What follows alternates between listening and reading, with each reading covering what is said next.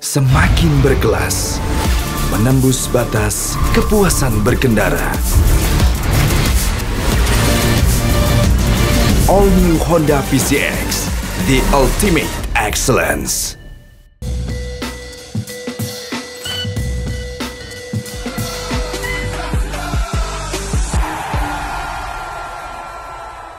Dan kita akan melihat bagaimana susunan pemain dari PSM Makassar dengan pelatih mereka, Tavares. Ya, sebentar langsung kita lihat susunan pemain dari Persik Kediri tentunya.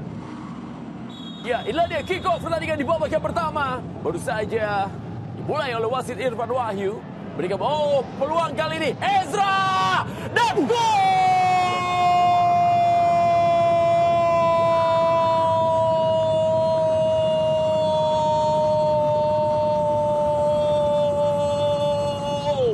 Brimo, berikan semangatmu. Oh, sangat apik Vergonzi. Vergonzi pemirsa memberikan bola baik sekali-kali dan datang dari belakang dan kembali lagi peluang pemirsa. Didapatkan Daisuke Sakai. Sundulan pemirsa dan ada tiang tapi gol. Luar biasa. Right man in the right place dari Tito Okello yang berhasil mencetak gol. Sebagai rebound mentality yang didapatkan pemirsa sebelum turun minum, di mana PSM Makassar berhasil menyamakan kedudukan. Vergonzi dan kesempatan Ezra Sukar dipercaya.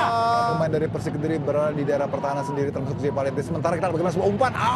Tito dan sekarang pemirsa Sakai. Dua kali peluang di depan gawang masih gagal dimaksimalkan. Sahrul coba melakukan crossing. Sahrul berikan saja kepada Latir Fal. Lagi nih. Sukar dipercaya pemirsa. Tapi masih ada Yuran pemirsa.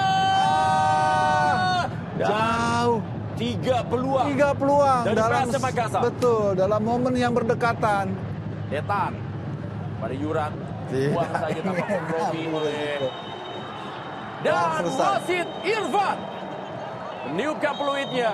Bermain dengan 10 pemain, Marcelo Rospide berhasil memanfaatkan strategi yang luar biasa, mencuri 1 poin dari Stadion Batakan di Balikpapan.